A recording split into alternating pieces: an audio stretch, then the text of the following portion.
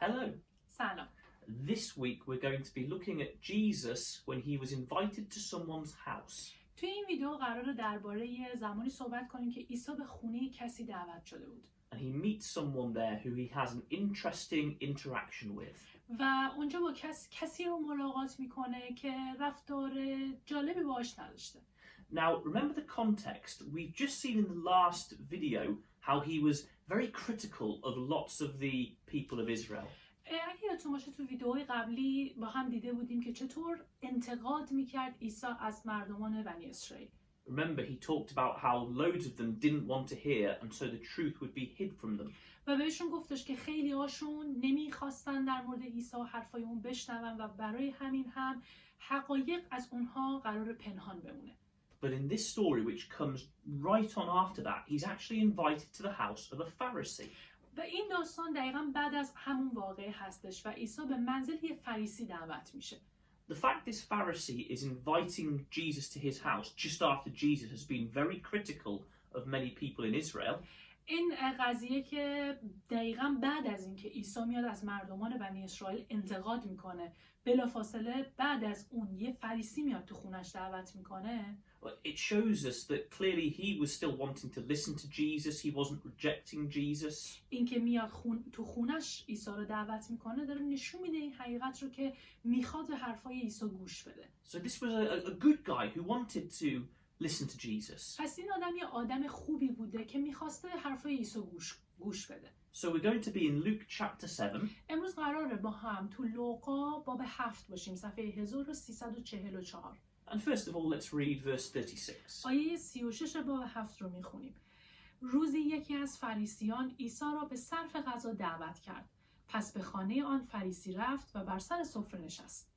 So it's pretty simple. He says, come back to my house, and they're at the table, lying back and relaxing and eating. خب خیلی ساده داره بهمون میگه که دعوتش میکنه، عیسی هم به اونجا میره، اونجا میشینن و استراحت میکنن و با هم غذا میخورن. They probably would have been eating in a courtyard which was open to the public, so it wasn't like in a house where no one could see them. People could come in and out. احتمالاً توی اون صحن یا حیاط اون خونه بوده، یعنی یک فضای باز بوده و داخل خونه نبوده، چون مردم میتونستن بیان و برن و ببیننش. And a certain woman came to see Jesus. و تو همین فضا بوده که یک زن خاصی میاد و عیسی رو میخواد ببینه. So let's read verses 37 and 38. بیاین حالا با هم آیات 37 و 38 رو با هم بخونیم.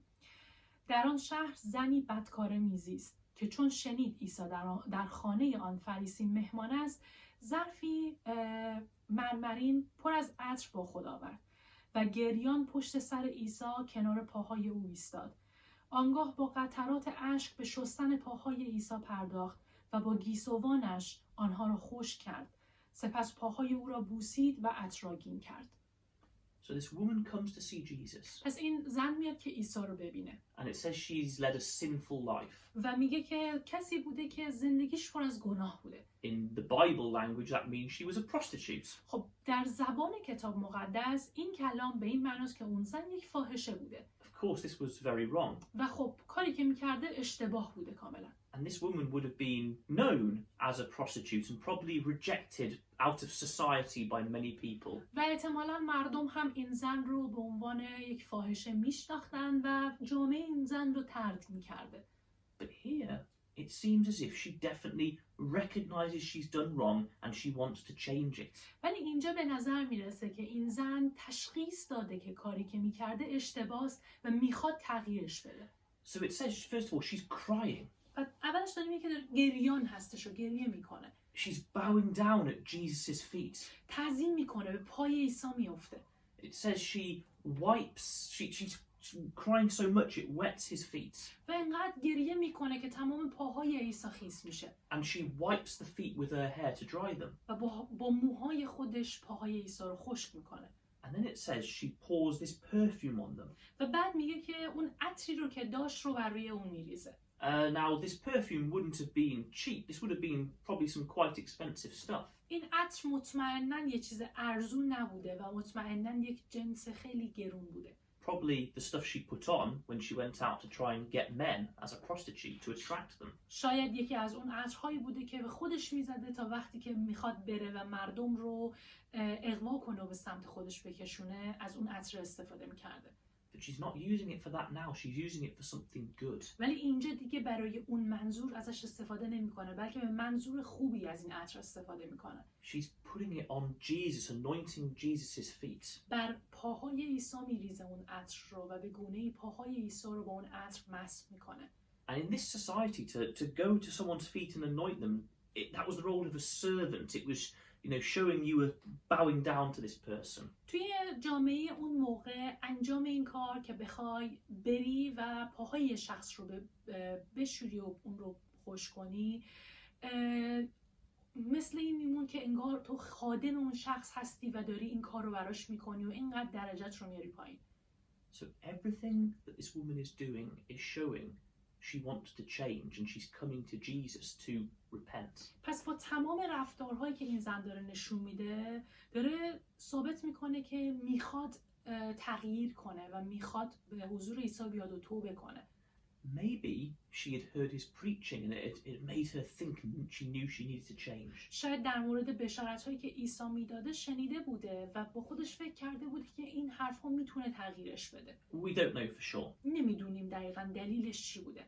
But she's showing that she's sorry and the things of her old life she wants to now use for Jesus. ولی داره اینجا تأسفش رو نشون میده و میگه که اون چیزهایی رو که توی اون زندگی گناهش ازش استفاده میکرده رو الان میخواد به منظور خوبی و برای عیسی ازش استفاده کنه. This is true, real repentance. این یک توبه واقعی و درست هستش. But the Pharisee thinks about it in a very different way. ولی اون فریسی یه مدل دیگه‌ای به این قضیه نگاه میکنه. So verse 39. آیه 39 رو میخونیم. چون فریسی میزبان این را دید با خود گفت اگر این مرد به راستی پیامبر بود میدانست این زن که لمسش میکند کیست و چگونه زنی است. میدانست که بدکاره است.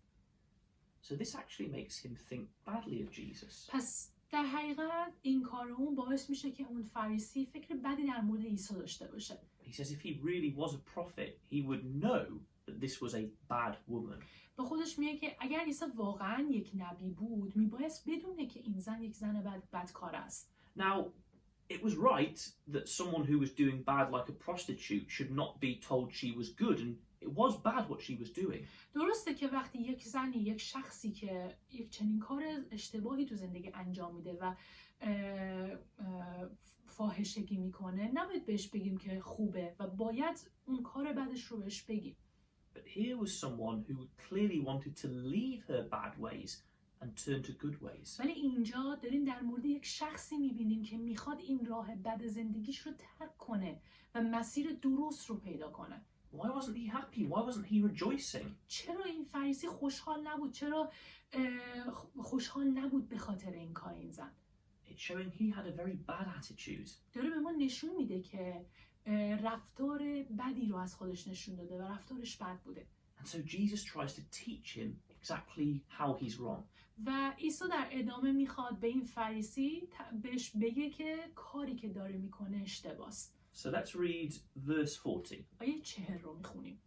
عیسی به او گفت ای شمعون میخواهم چیزی به تو بگویم. گفت بفرما استاد. So he says, let me talk to you, Simon. And Simon says, yes. بهش میگه که بذار من بهت چیزی بگم شمعون و شمعون هم بهش میگه که بفرما. Verses 41 and 42. آیه 41 و 42. عیسی گفت شخصی از 2 تن طلب داشت. از یکی 500 دینار، از دیگری 50 دینار. اما چون چیزی نداشتند به او بدهند بدهی هر دو را بخشید. حال به گمان تو کدام یک او را بیشتر دوست خواهد داشت؟ So a story where 2 people had their debts cancelled. داره در مورد داستان 2 نفری میگه که بدهی هایی که داشتن بخشیده شده. One of them had lots of debt, one of them had little. بدهی یه نفرشون زیاد بوده و بدهی یکیشون یه مقدار خیلی کوچیکی بوده. And he says, which one would love the person more who forgave their debt? و بعد ازش میپرسه میگه کدوم یکی از این 2 تا بیشتر اون شخصی رو که قرضش رو بخشیده دوست داره و بیشتر از اون رو دوست خواهد داشت؟ And Simon answers, و بعد شمعون در ادامه جواب سوالو میده. verse 43. آیه 43. شمعون پاسخ داد: به گمانم آنکه بدهی بیشتری داشت و بخشیده شد. عیسی گفت: درست گفتی. So he says, yes, of course, the one who had the more money forgiven would love the person more. خب شمعون میگه که خب مطمئنا اون شخصی که بدهی بیشتری داشته و اون بدهی بخشیده شده، اون شخص رو بیشتر دوست خواهد داشت. He's talking about this woman. داره اینجا در حقیقت در مورد اون زن صحبت میکنه. He's trying to show Simon if she's really coming and repenting and having all this forgiven, of course she will be a good disciple. This is a good thing happening. عیسی با گفتن این حرف داره به شمعون نشون میده که این زن با این همه گناهی که داشته وقتی بیاد و بخشیده بشه، توبه کنه و بخشیده بشه، مطمئناً بیشتر علاقه نشون خواهد داد به خدا و مطمئناً قوی‌تر خواهد شد توی این مسیر. And then he shows Simon that this woman had actually acted better than him. و بعد در ادامه به شمعون نشون میده که رفتار و کاری که اون زن نشون داده و این زن انجام داده بهتر از کار شمعون هستش حتی. So let's read verses 44 to 47. آیات 44 تا 47 رو میخونیم. آنگاه به سوی آن زن اشاره کرد و به شمعون گفت: این زن رو میبینی؟ به خانه‌ات آمدم و تو برای شستن پاهایم آب نیاوردی، اما این زن با اشک‌هایش پاهای مرا شست و با گیسوانش خشک کرد. تو مرا نبوسیدی، اما این زن از لحظه ورودم دمی از بوسیدن پاهایم باز نایستاده است. تو بر سر من روغن نمالیدی، اما او پاهایم را عطرآگین کرد. پس به تو میگویم محبت بسیار او از آن روز که گناهانش بسیار است، گناهان بسیارش آمرزیده شده است، اما آنکه کمتر آمرزیده شد کمتر هم محبت میکند. So he says to Simon, you've actually been rude. پس داره به شمعون میگه که در حقیقت داری بی احترامی میکنی و بد رفتار میکنی. In this society, when a guest came, you washed their feet, you did good things for them, you honored them. توی اون جامعه وقتی یه مهمونی وارد خونه ای میشد، صاحب خونه پاهای اون شخص رو میشست و بهش این حرمت میذاشت. And Jesus says, you didn't do any of that for me. و عیسی بهش میگه تو هیچ کدوم از این کارا رو برای من انجام ندادی. It shouldn't have even mattered whether he was the son of God or not. This was the culture that you honored your guests. اصلا به خاطر اینکه این عیسی پسر خدا هست یا نه این رو نمیگفت. این یک موضوعی بود که در رابطه با مهمان انجام میشد. هر مهمانی وارد یه خونه میشد این رو به احترام اون انجام میدادن. So maybe Simon wasn't as good as he thought he was. پس شاید شمعون اونطوری که فکر میکرد خوب نبود. Yes, he'd invited Jesus back to his house to hear him. درسته عیسی رو دعوت کرد به خونش که بیاد و باهاش صحبت کنه و بتونه حرفای عیسی رو بشنوه. But not out of respect or love, just maybe he wanted to test him. ولی با احترام و محبت این کار رو انجام نمیده و شاید میخواسته فقط امتحانش کنه.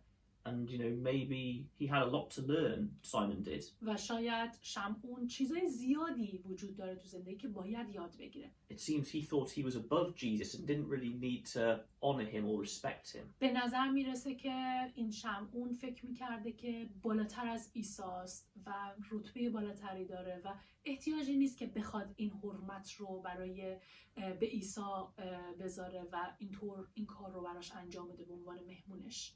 So even though Simon was maybe one of the best around at that time, he has still got a lot to learn. پس شاید شمعون یکی از بهترین ها بوده بین اون آدم های اون موقع، ولی باز هم چیزهای زیادی برای یادگیری داشته. And he says, but this woman, this sinner woman, she has come, she's anointed my feet, she's not stopped kissing my feet. و بعد در ادامه میگه که این زنی که گناهکار هست اومد و پاهای من رو مس کرد و شست و حتی لحظه از بوسیدن پاهای من دست بر نداشت. In this story, Simon is the person who didn't have much money forgiven them. توی این داستان شمعون اون شخصی هستش که قرض زیادی نداشته و یه بدهی کمی داشته که بخشیده شده بوده. Because Simon in his head, he didn't think he needed much forgiven. چون شمعون از تو افکار خودش فکر میکرده چیز خاصی نداره که بخواد به خاطر اونها بخشیده بشه. He thought he was pretty good. و فکر میکرد که حتی آدم خوبی هم هست. And so as Jesus says in verse 47, he who has been forgiven a little loves a little. و به خاطر همینه که عیسی تو آیه 47 گفته که هر کسی که قرض کمتری داشته و بخشیده شده کمتر هم محبت میکنه. Simon thought he didn't need much forgiving, so he just loved Jesus not much at all. شمعون فکر میکرده که خطای خیلی زیادی نداره که بخواد اون بخشیده بشه خطاهاش. واسه همین هم خیلی کم به عیسی محبت میکنه. Now this woman knew she'd done lots wrong. ولی این زن میدونسته که خیلی کارهای اشتباهی تو زندگی کرده. And she's showing big repentance and big humility. و این توبهش رو داره نشون میده. خیلی به صورت خاصی توبه میکنه و این افتادگیش رو نشون میده با این کاراش. And Jesus says she's shown great love because she knows if she's being forgiven, it's a wonderful thing. و واسه همینه عیسی میگه که واسه همینه که این محبت بزرگی رو داره به من نشون میده. اینقدر به من محبت میکنه چون میدونه که خطاهای زیادی داره که بخشیده میشه. She believed she was bad. She believed she needed to change and she believed she could be forgiven. این زن مطمئن بوده که کارهای خطای زیادی داشته، گناهان زیادی داشته و باید توبه کنه و تغییر کنه. And that's why she showed Jesus so much love. واسه همینه که انقدر اینجا به عیسی محبت میکنه این زن. And Jesus is very kind to her. و عیسی هم خیلی باهاش مهربونانه رفتار میکنه. This must have been very embarrassing for this woman. و این کار مطمئنا میبایست خیلی خجالت آور باشه برای این زن. Jesus doesn't start asking her lots of questions or interrogating her or anything like that. عیسی اصلا شروع نکرد که کلی سوال ازش بپرسه و بخواد بازپرسی کنه و کلا در مورد همه چیزها بپرسه ازش. He knows what she needs to hear.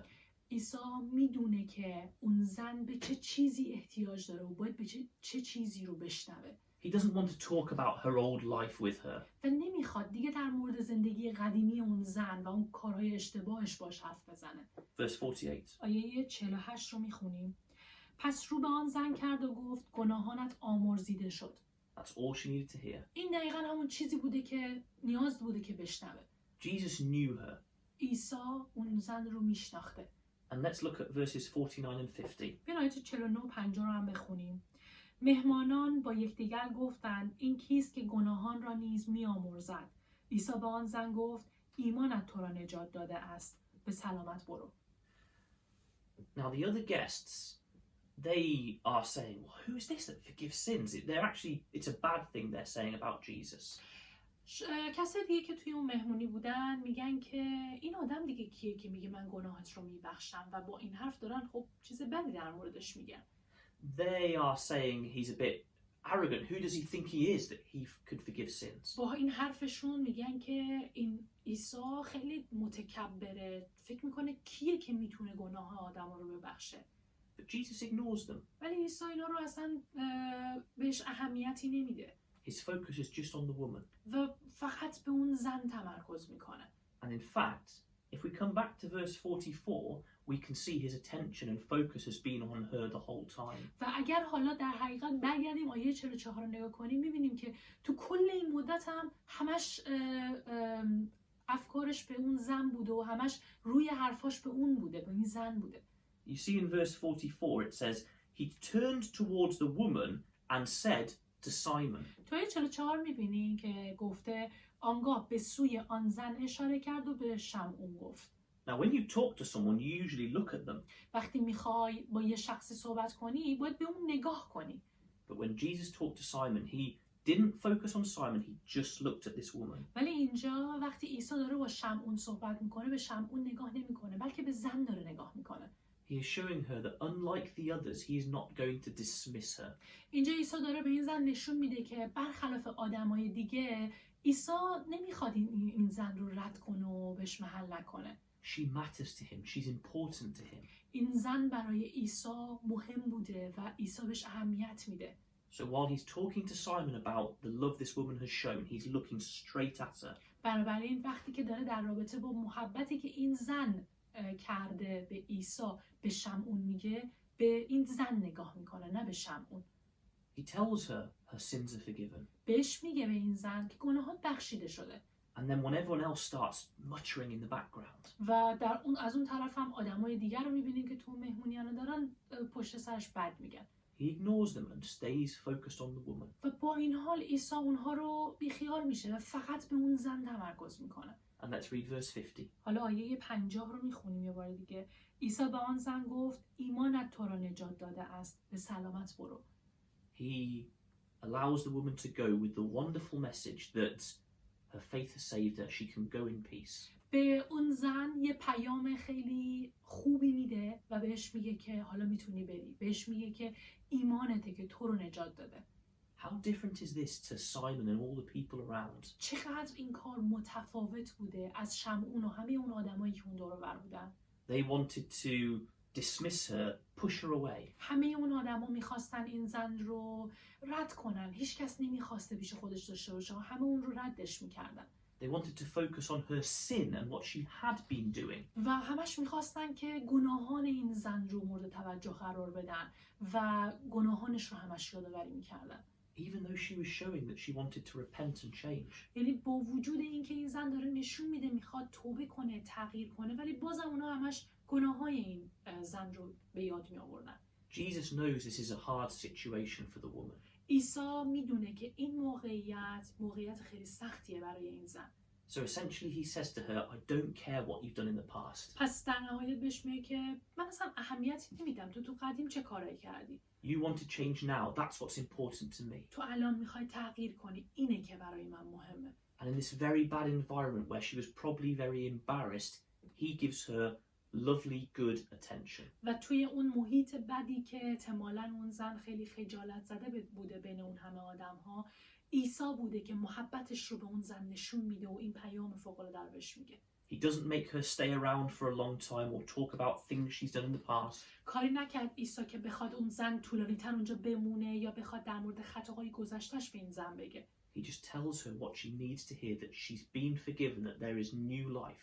فقط به اون چیزی که اون زن احتیاج داشت اشاره میکنه. فقط بهش میگه که بخشیده شدی و تو این زندگی جدید قرار گرفتی. He recognizes her humility and great love.